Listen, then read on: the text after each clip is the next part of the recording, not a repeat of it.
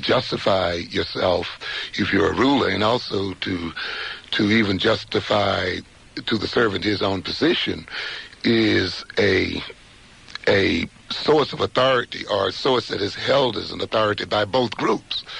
And since often, at least for the Europeans, the Bible is seen, at least some, as a source of authority and truth, and at the same time by Africans who've been held in captivity as such.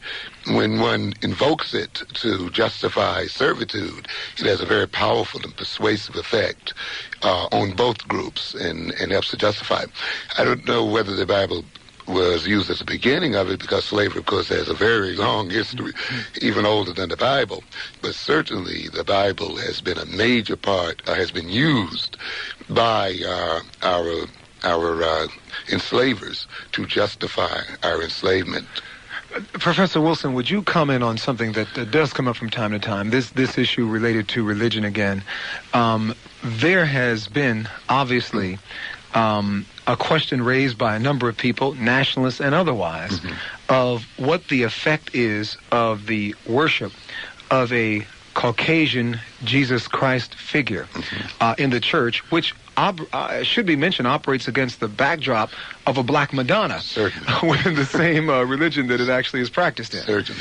But the thing that we have to recognize very clearly is that in a racist society, or in a society where people are held in oppression, every institution in that society is essentially going to have the same goal in mind, that is to maintain the status quo. No institution escapes from that. And this is the thing that we have to keep in mind. Religion is an institution of this system.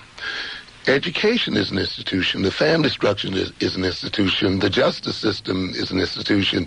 The economic system is an institution. And each one of those institutions are not there to work against the interests of the people who are in control of them.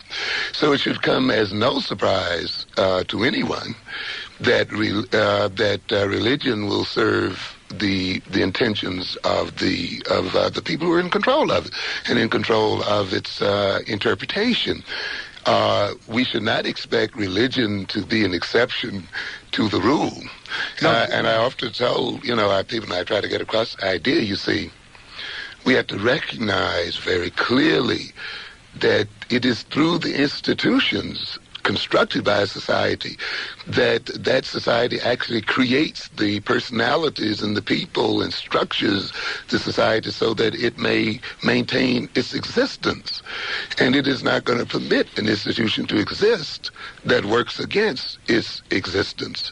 For religion ultimately to exist in many states, it has to become an arm of the state. It cannot, when it is seen as being against state interests, you will see the religious persons being persecuted and destroyed.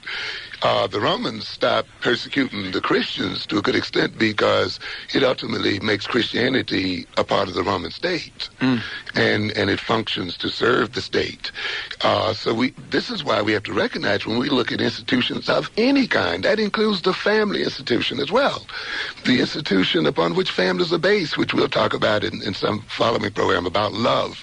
That's supposedly the basis for marriage. We will see, when you look at those institutions in relationship to oppressed people, they will always work in opposition to their names, to their titles, okay? Such that, we're going to talk about the reversal, how black people must be made backwards.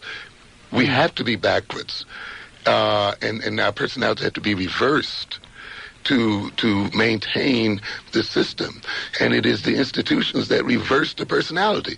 What do you mean by the institutions in this case? Blacks have to be made dumb by education. Okay? They have to go to school to learn to be dumb. All right? We have to learn the economic system in order to be what? Poor. All right? We have to go to the justice system in order to be criminalized. And so you will see we are hooked into the European marriage system to have what? Broken families. And you study each one of them, and you look at the religious system to fall under the control of these other people, to be victimized. I often say the churches will take us to hell, because often the ministers and other people who are in them, because of the way they're structured and because of their own miseducation in guiding the people, misguide the people. They have love for them. They have great intentions for them, but with wrong knowledge, if they're struggling with their own self-hatred, you're not going to be filled with self-hatred and have a distorted mind and guide people properly, no matter how much you love them and how great your intentions are. And therefore, when you build churches based on it, he mentioned the conferences, the Nicene conference, where we know that the Bible was sort of put together, and when you look at schools of theology that interpret the Bible within the context of the European power structure, and you have ministers then who move forward under that theology, despite their love, and despite their intention to get the people into heaven, they will often misguide them into hell. They would have to given this system, because you see, religion in its true sense is an extremely rebellious situation. Because first of all, the truly religious person is not a person who falls under the authority of other individuals. One loves God above all else, so that all else has no power. You see? But when you love men, when you love the acceptance of men, the approval of men, status and position, and you need men to love you and all of this kind of stuff, these people are your gods. And you worship them before anything, and therefore you fall under their power. You see, and therefore the truly religious person who loves God better than life cannot be coerced in any kind of behavior, even at the threat of his death. And therefore you have very few really religious people in the world today, you know. WLIB, Professor Amos Wilson is our guest, and you're on the air with him at WLIB. Yes, my brothers, I respect both of you. Thank you. All right, and I'm sitting here and I'm taking all this in, and at the same time I can't help but to think about what happened in Brooklyn with the telephone